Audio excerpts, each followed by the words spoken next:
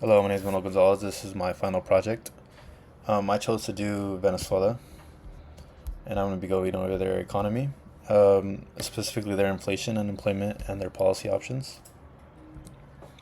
I'm going to start off with an overview of Venezuela. Their population is around 28 million. Their currency is the Venezuelan bolivar. Their GDP is around 82 billion, according to the IMF.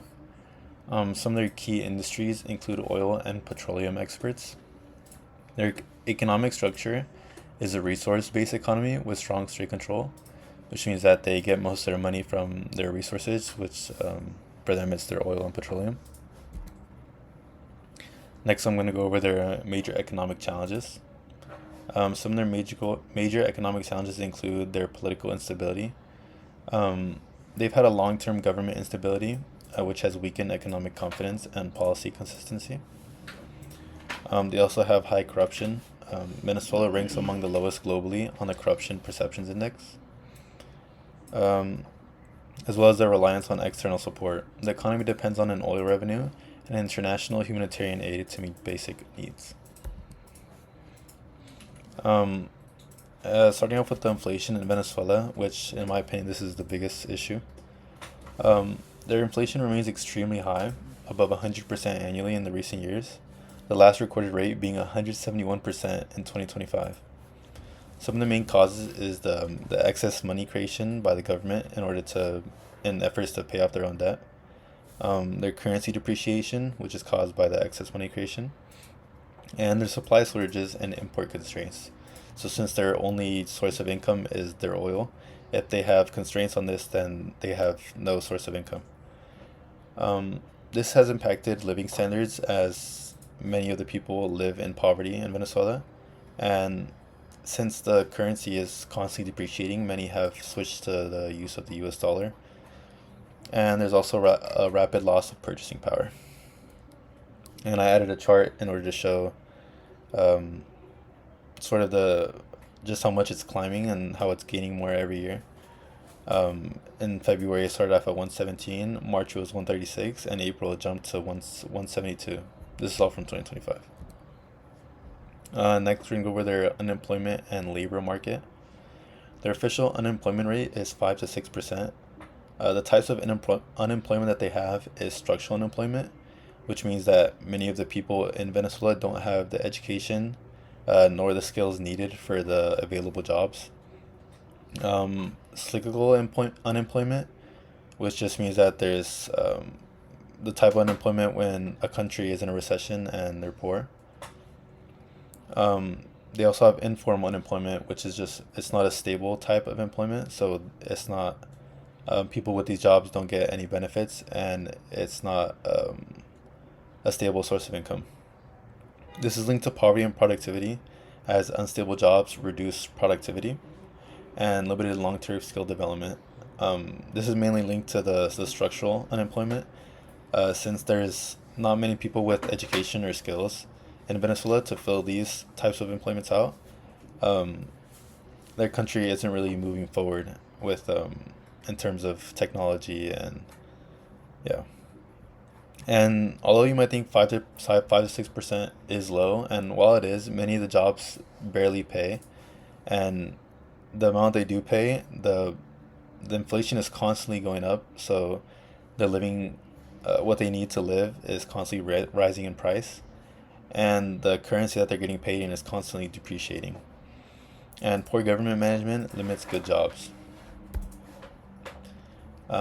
Next, we're going to go over their monetary and fiscal policy in Venezuela.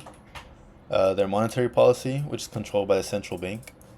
The central bank raises interest rates to try and slow inflation.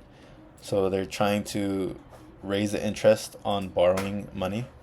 This way, it encourages people to not spend as much and try and reduce the amount of money that's going around.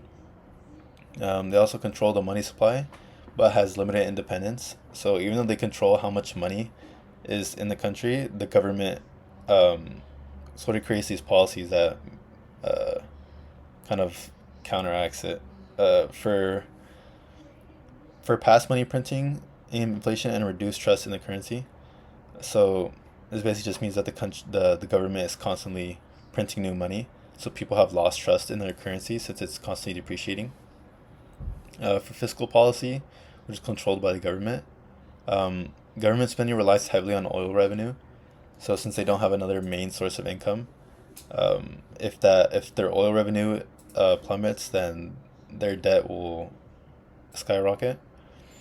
They also have weak tax collection limits and government income, so they're not making much money from taxes, and so which causes them to print more money constantly, causing their currency to constantly depreciate. High government debt and large deficits make it hard to control inflation. So yeah, since they don't really have a main multiple sources of income besides oil, um, their debt is constantly increasing, and the only way to for them to try and pay this off is by constantly printing more money, which is just making the problem bigger. They're digging a deeper hole for themselves. I chose to compare Venezuela to Bolivia. I compare their inflation rate, unemployment rate, and their GDP and their government debt. So for Venezuela, their inflation rate is well over 100%, as we saw in the past slides, that they reached up to 171%, while Bolivia is around 20%. Their unemployment rate is fairly similar, Venezuela having a 5 to 6% unemployment rate, and Bolivia having 2 to 3%. Their GDP, Venezuela has a $82 billion GDP, and Bolivia has a $50 billion GDP. This is in US dollars. Um, the government debt for Venezuela is 164% of its GDP, and Bolivia is around 92 to 95% of its GDP. And just some graphs to try and help you visualize. You can see that their inflation, comparing the two, it's basically inverted, whereas the inflation for Bolivia has been going down, and their inflation for Venezuela has been going up. And their employments are fairly similar. They're both, I guess, low, but low unemployment doesn't mean that the poverty rate is also low. These are my policy recommendations for Venezuela. For monetary policy recommendations, I recommend that they restore central bank independence.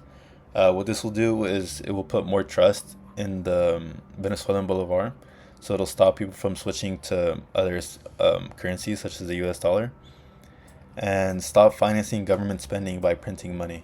So yeah, this is, in my opinion, this is the main thing. I think they should stop printing that much money so that their currency actually holds a value, and they can try and control inflation. And which goes to the next one, which is adopt a clear inflation targeting framework to control prices.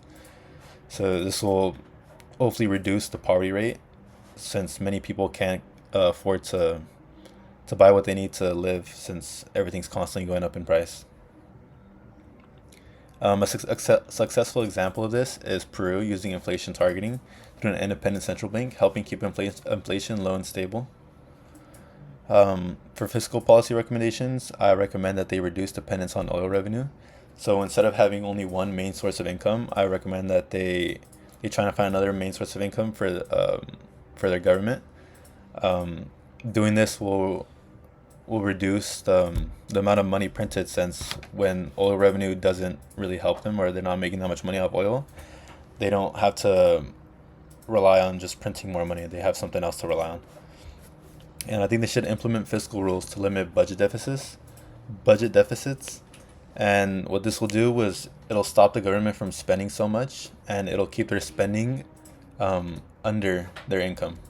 So that way their debt will slowly decline, and lowering inflation. And I also believe that they should improve their tax collection and target social spending more efficiently.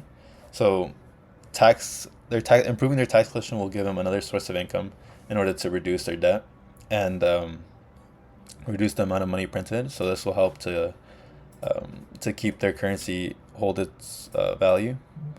A successful example of this is Chile, when using fiscal rules that save during boom years and control spending during downturns. In conclusion, I say that Venezuela faces high inflation, weak policy, and heavy oil independence. And inflation has lowered living standards and economic stability. So many of the people in Venezuela live in poverty and can't afford to have to meet the common living standard that me and you experience. And for the role of global organizations, I wrote that the IMF is a policy guidance and economic data. The World Bank is development and institutional support. The UNDP is poverty reduction and human development. These are the sources I used. I used a couple more than these, but I decided to only list the ones that I took a lot of information from. I would say the main source for me was the IMF, which I can actually show. Uh, Here it kind of shows, this is for Venezuela, and it shows all their data sets for different categories. And I found this really useful as it helped answer a lot of my questions and fill a lot of my boxes in my slides. Yeah, that's it. Thank you.